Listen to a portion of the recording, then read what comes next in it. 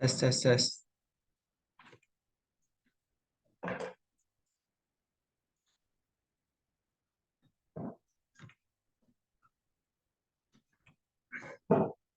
We can hear you. Okay, thank you. I'm going to give just a minute or two for everybody else to just join.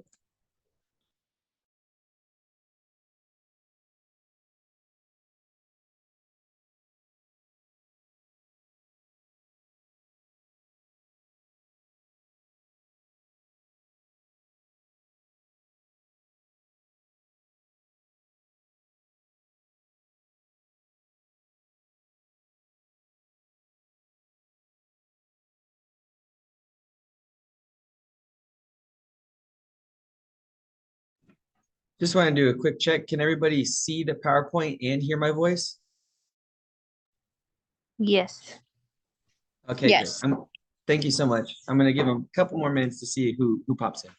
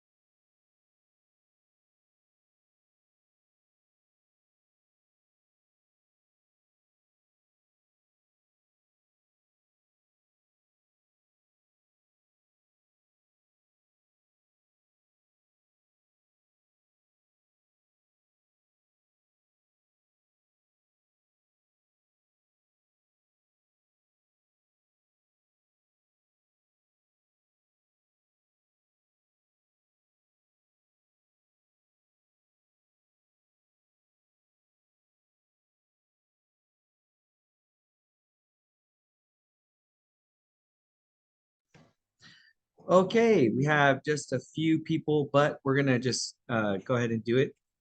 Okay, so the main topics for this chat are going to be, I think we have Charlotte and Deb and Grace. Okay, good. So there will be things for you guys to see here. So we're actually starting out with something that pertains to the forwards. So the first thing is how they were set up. They were a 3-4-3. So they defended with a back line of three, and then they had four midfielders, and then they had three forwards. We had to start out with we started out with a three, like a 3-1, 4-2, something like that. And as the game went on, we adjusted.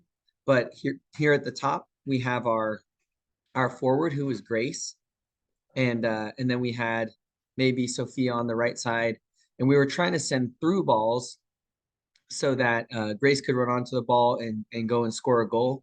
They had the ball on our side of the field most of the first half, and they controlled the ball that way. So there was a lot of space to run behind. But the problem was they had very fast backs. Grace is very, very fast. And they also had very, very fast girls. So in that situation, the through balls that we were sending, they weren't always working. We were sending them down the middle, and Grace had to go from the outside to in. So it's an outside to inside run. We call that outside to inside because you're outside of where the ball is, and then you're having to run inside. And so that's a lot of distance to cover. And this back was able to be closer to the ball or cut the ball off. That's very difficult for the wing, any wing, to get there. And especially because they had fast backs. What we were also doing was we were getting the ball outside here. And in this case, Grace was doing a fantastic job of getting to the ball. And then their backs, like I said, were just very fast, and they would go and cut off the run toward the goal. Grace did an amazing job of starting to pass back after we talked about that, and she adjusted very well. So awesome job, Grace, as a forward, to be flexible and to adjust according to the opponent. And so that was really good job. But that's how we started out the game, was having really wide backs. And the reason why we started out having wide backs was because we were thinking we could play wide. And we also originally in our plans, we planned to have three forwards with Lele, and then this would allow us to have the third player still covering this player here and leave him one on one and to attack, have more of a threat in the inside. But because we had basically more defensive players than offensive, you see this huge space where nobody was able to play and their backs were able to cover it. So we're going to move on to how we adjusted. So we adjusted after the first water break, I think. We said we wanted the girls to play more inside around that center back. And so they're actually all called center backs. They're all called, so there's three of them and they're all center backs. But the left center back, we'll call it the center back, and then the right center back. This actually ended up working for us. Grace and Brooke were in good positions. We pushed the ball forward, and Grace was able to get onto the ball. She used her speed, and she was able to break away, and she shot a goal after, I think, even having to deal with the goalie. So she did a great job of dealing with the goalie, getting past the goalie, and then shooting a goal. And that brought us to 2-1. So that was amazing. So great work on that. It's just it was a lot easier of a path for her to run onto.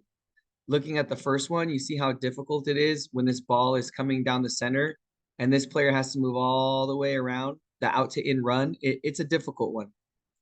It can work in some circumstances, but they had a lot of speed. So when going against backs that have a lot of speed, it's more difficult. But here is more of a straightforward run. And we're going against the center back who kind of had to watch the left and they kind of had to watch the right. And that was our goal. And to make the center back not be sure about who to take, and then the ball as a through ball, and then running onto it. Grace, being from the sideline, I have my perspective, but can you tell me about how we scored that goal?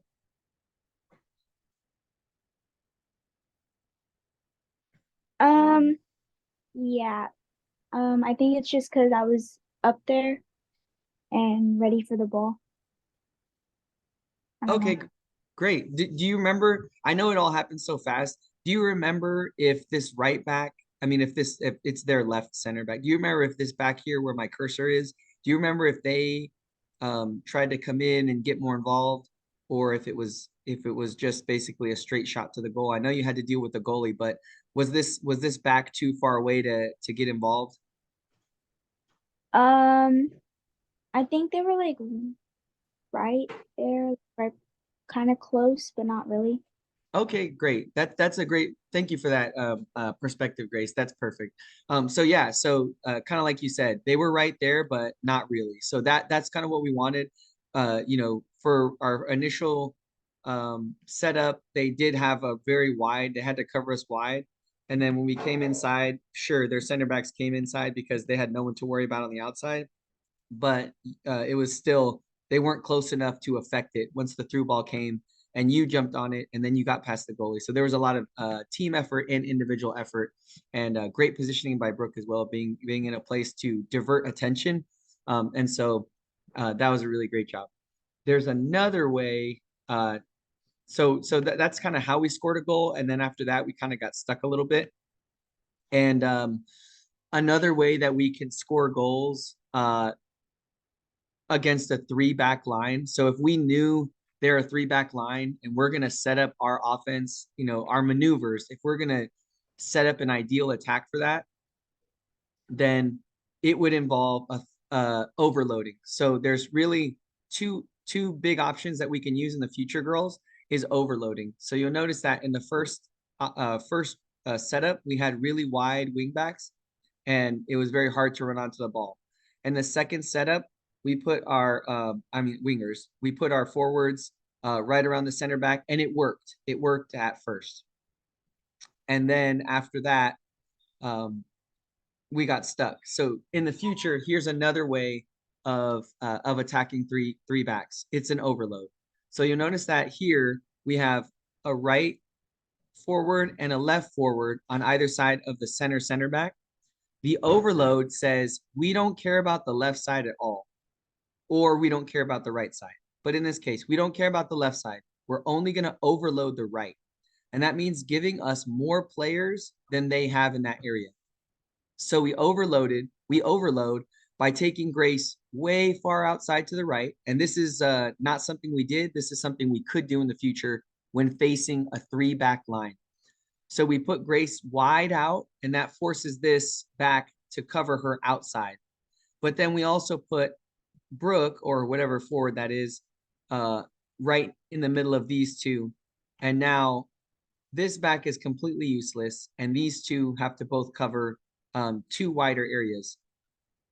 In the case of that in to out run, we could do what we did before, which was send the ball to Grace, but knowing they have a very fast back who would close her down, now all Grace has to do is make a pass forward, a through ball forward, and now Brooke or whatever player can run onto the ball. And if you notice, this center back is way out of position to deal with that. So if we could do it all again, if we could go back in time and set up how would we attack their defense with 3 backs, instead of just putting a forward on either side of the center back, I'd actually have you girls overload. And so, the overload means there's more of our players in an area. It also means we have less of our players in another area. We're giving up a weakness in order to give ourselves a strength. And so I give us this strength on the right side, and then you girls can do a 1 up. And then when this center back comes, because she's very fast, through ball forward, and then Brooke can run onto it, and you guys can play from there. But that's how we would penetrate their defense. That's how we would get behind their lines. The other way to attack would be some sort of 3rd-man run. So technically that is in and of itself a 3rd-man run. But any way that the ball is passed to where maybe the ball comes to Grace, maybe from the outside. So I'm going to delete this just to say that it's not happening there. So let's just say Lacey had the ball as well. Here's another attack you can do, the 3rd-man run. Ball goes up to Grace. Ball comes back to Sophia. And then ball goes up for Brooke. So that's another attack you can do when you overload. So the ball can go, like I said before, somehow Lacey gets the ball and she says, up, it's going to Grace. And Grace goes, I'm going to lay this back to Sophia, which you did on several occasions, Grace. So great job on that. A lot of times new players, they only go forward. And we told our girls, you guys are advanced. We need you to pass the ball back, because once a player has the ball forward, they have limited options. But as soon as you can get the ball back to a player with more space to operate and more passing options, we can be more threatening. And so I thought that Grace and the whole team adjusted very well. And we're getting the ball and passing it back to the midfielders, where now we can create an attack. So like I said before, we could do the 1 pass to Grace and then a through ball where this player would run onto it. That's one way of overloading.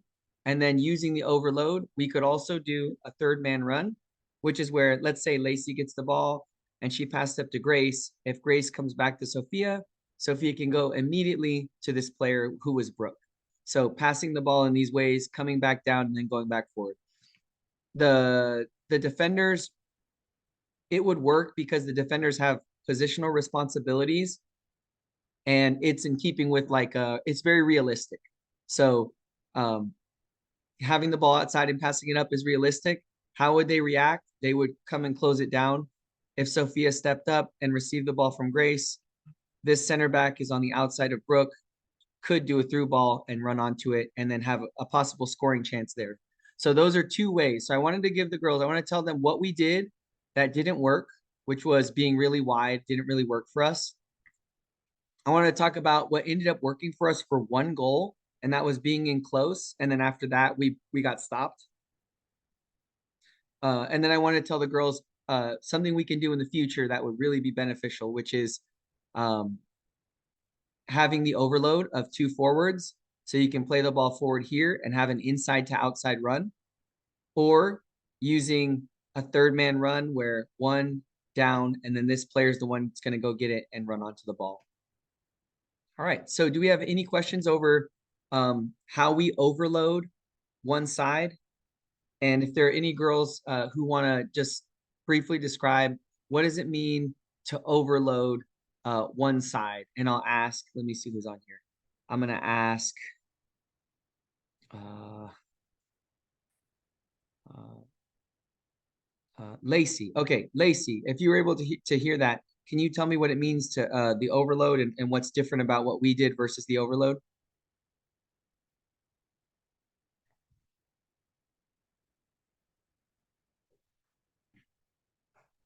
There you go. Overloading is like where like kind of you like you like everyone like pushes up and like you overload everything and like you go for like the ball. Good. Yeah, that's a good description. Basically, instead of having players balanced and spread out, you're filling up an area so they move forward. Like you said, they move forward into the same area in order to have more players than the opponent. So if you'll see here, they have one and they have two and they have three. So when we overload with this player here, instead of being outside, they come on this side. Now we've overloaded. You can kind of take a square, and I'll try and do it real quick. We can take a square and we can show you a space. Fill, no fill. Okay, cool. So we can show you space and you can just count the number of players in that space. So if you see here, we overloaded because they have three, one, two, three. The black circles are the opponent, and we have four. One, two, three, four. Before the overload idea, we had players outside, or even we had players inside, but we weren't overloading. Once we brought that other player all the way across into this area, now we've overloaded the area. And so overloading means having more players in an area than the other one. Because like you guys know in rondos, you have two players in the middle and four on the outside. You have two extra players. There's always going to be someone open. And that's why we overload. And we give up some space on the left and we say, this is the area that we're going to attack. This is where we want to have the ball and to have more players. Any questions over the overload as a strategy or as a tactic to attack a back three? All right, if not, then we're going to keep moving forward. And if you have questions at any time, please just pipe in and say, I have a question, and then I'll stop.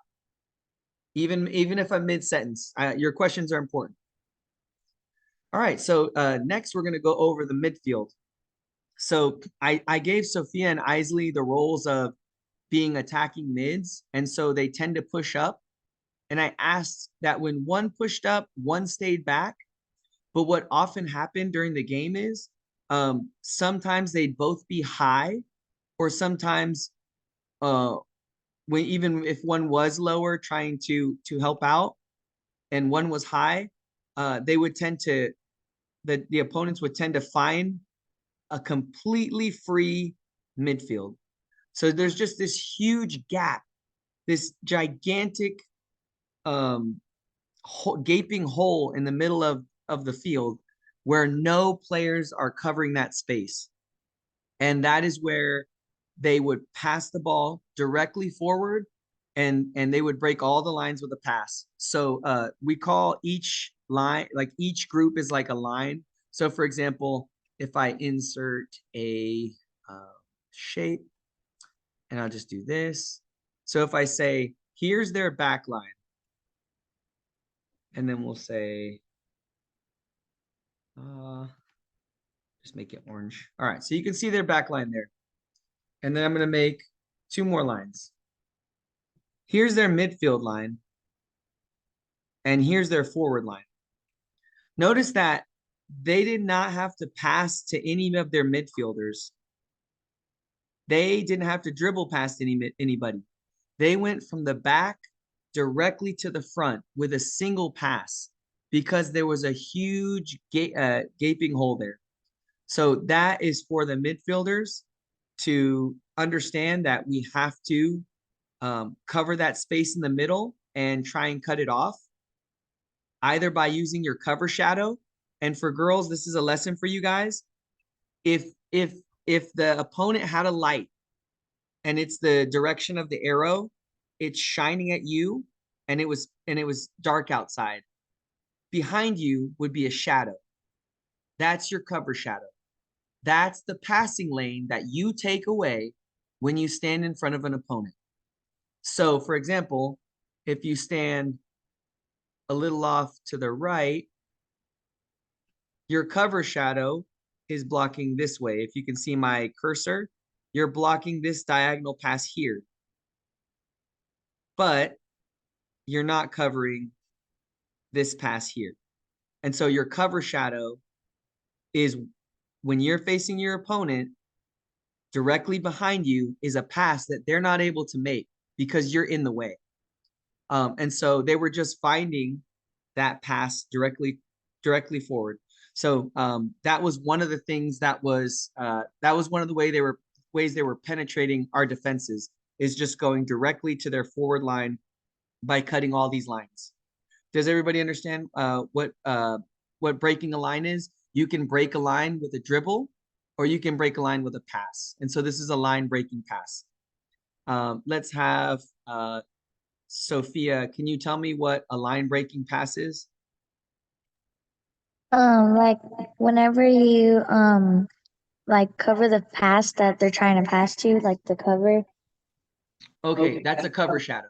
That's good. That is a cover shadow. The cover shadow is where you're blocking the pass that they're trying to make. But when I say a line breaking pass, so they broke the midfield line, what does that mean? And I kind of described it, but what does it mean to have a line breaking pass, or what does it mean to break a line at all? Like a through ball? Yeah, exactly. Yeah, it can be a through ball, or in this case, it just means that the ball is behind a line and then they break the line. By breaking it, I just mean they go past the line. So it means that they pass the ball past the line. That's all it means. Does everybody understand that? It just means passing a line. Okay. Moving forward. The best way to stop this is the use of a defensive midfielder. So we were running we tried to run a kind of a 3-4-3 or 3-1-4-1, something like that. Throughout the game, the shape kept changing, but we had two in the front. But eventually, this is something that would stop it, is a defensive mid. This is what we're establishing in our team, and it's probably going to be Brooke. I wanted someone who's very fast, who can move from side to side, who can cut off the different passing lanes. Because now, let's say our forwards, if we're running a 3-4-3 even, we have our attacking mids, and let's say that we lose the ball, and the ball, they circulate the ball pretty well. It goes out, up, back to the middle, and then it goes forward. Well, this player is screening everything in the middle. That means that they're able to block, to receive, intercept the pass. Instead of like this one, where their forwards were receiving the ball and then they just had to turn with the ball or make a second pass. In the case of a defensive mid, now you have someone who can actually intercept the ball if they pass the ball. Or if they go this way, they can intercept the ball again, going this way. So that's the role that probably Brooke's going to play. It's an extremely important role, and sometimes we call it a holding midfielder. It's because if Brooke does receive this ball, she intercepts it, and now we're on offense. She's going to dribble up a little bit, and then she's going to pass off to Sophie or Isley or Lele. And then after she does that, she's going to hold the middle of the field. And that way, if we push up and somehow we lose the ball again, and they get the ball and they're ready to make that pass, guess who's in the way?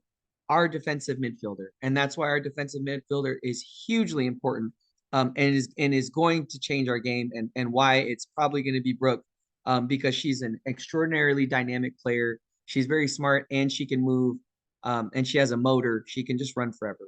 And she has the passing ability. So she's a great midfielder option. And And this holding midfielder means that she's going to occupy the space. Even if we're attacking, even if we're doing through balls, she's still going to cover the middle of the field. If you look here in the first one, there's none of our players in the entire middle of the field. If you look at, let me take this. If you look here, there's a space where we really don't have anybody. And then if I take that same and I apply it here, you see that we have a player. We have a player in this space now. And it's going to be our defensive midfielder. And that's going to help us link the ball from the backs to the defensive midfielder and then up to the attacking mids. Or it's going to help us on a counterattack to intercept the ball or be in a space if the ball goes over and is bouncing for Brooke. So that defensive midfielder position is hugely important. And that's why we're going to have it. Let me see. Who do we have? So, Isley, can you tell me why we have a defensive midfielder? We have a defensive midfielder so that if the ball gets passed through one of the openings, they could be there to stop it.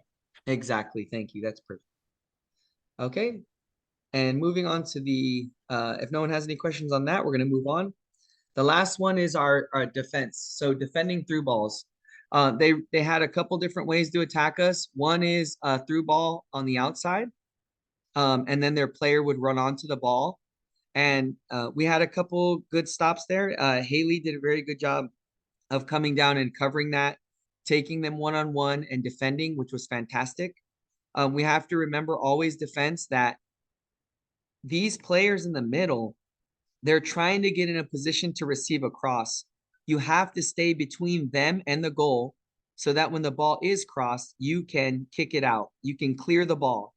Or if they receive it, you immediately step to that player. Oftentimes they were taking a first touch in a certain direction. So keep that in mind as you're coming up to the player that they're going to touch it one direction or the other, and that can throw you off. And that's just a individual technical skill that we'll develop. But when they get the ball, if you can clear the ball before it gets to them, clear it out. Clear it out. If the ball does get to them, you have to step up, but don't dive in, because if they touch it and make a move on you, it's just them versus the goalie. But anyway, good job here on the outside to take this player 1v1, Haley, and keep them from getting inside. So good work on that. If you can prevent the cross here, prevent the cross. If they make the cross, clear it or step up to the player and get that ball out. Just clear it out. Another way that they attacked inside is they'd give a through ball to the center and then they would do the out to in run. They had very fast girls who kept getting onto the ball. Remember that this player, if you're marking that player, you have to be side on. That means you have to have your body open up to the ball, but looking sideways. So for example, if I'm this player that is selected right now, and this ball is on this side, then that's where I should be looking. My left shoulder should be here at the top. My right shoulder should be here at the bottom, right where you see this dotted line. That should be my right shoulder. And where you see my cursor, that should be my face. My face should be looking inward. I should be looking at the ball. And I should check my shoulder to know that this defender's behind me. But I can see the ball the entire time. I can run onto the ball, and you have to check your shoulder for this player. The other way to do it is to actually just face the player and try and keep your eye on the ball, but that's a lot harder. So here, if you're facing the ball and it's inside, then being side on, you have to check your shoulder to notice where the player is.